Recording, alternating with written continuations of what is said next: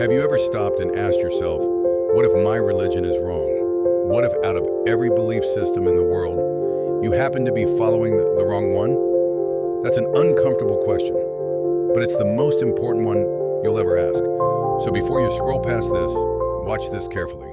Out of all of the religions in the world, what makes you so sure that Christianity is the true one? You know, Jesus claimed to be something no other religious leader has ever claimed. He claims to be God. Then the next question. Hold up. Should we just believe every claim that comes from a religious leader?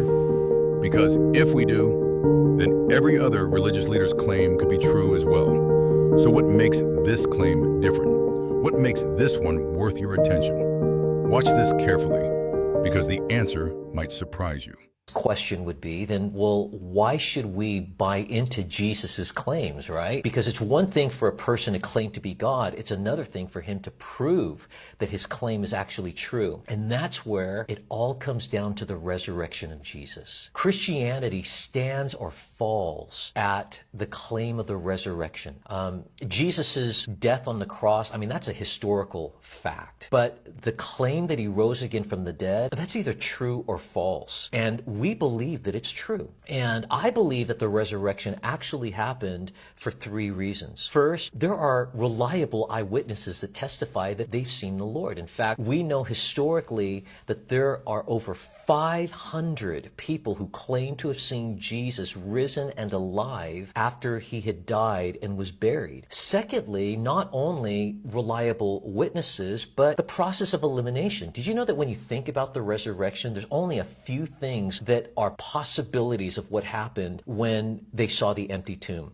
One possibility is that Jesus really didn't die on the cross. This is called the swoon theory. But we know that the Romans, I mean, they knew what death looked like. And Pontius Pilate made sure that Jesus was dead before he was taken off the cross and buried. And so he had a spear thrust into his side, and we know that blood and water flowed out. And the American Heart Association did a study on that, and they determined from that evidence that he died of a ruptured heart. So he literally died.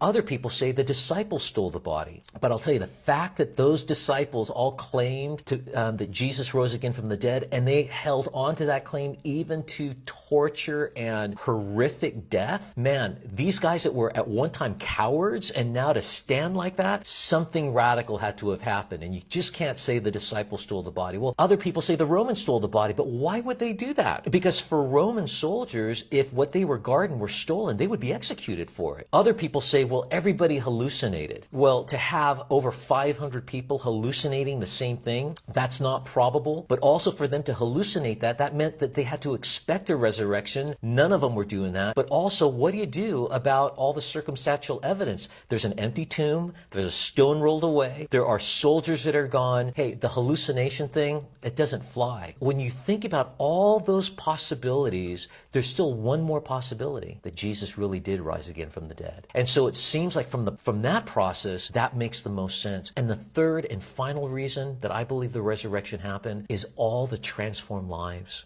For the last 2,000 years, people that used to hate God and they were rejecting Jesus, and then they came to Christ and became radical servants of God. How do you explain that? Except that something powerful happened at the story of the resurrection of Jesus. So I believe that for those three reasons, Jesus rose again from the dead. And because he rose again from the dead, his claim to be God and the Savior of the world, it's legit. So here's what I want to know.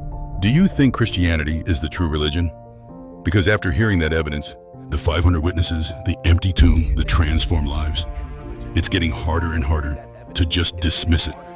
Personally, I think a religion that bets everything on one historical event that can actually be investigated is a religion that's not afraid of the truth.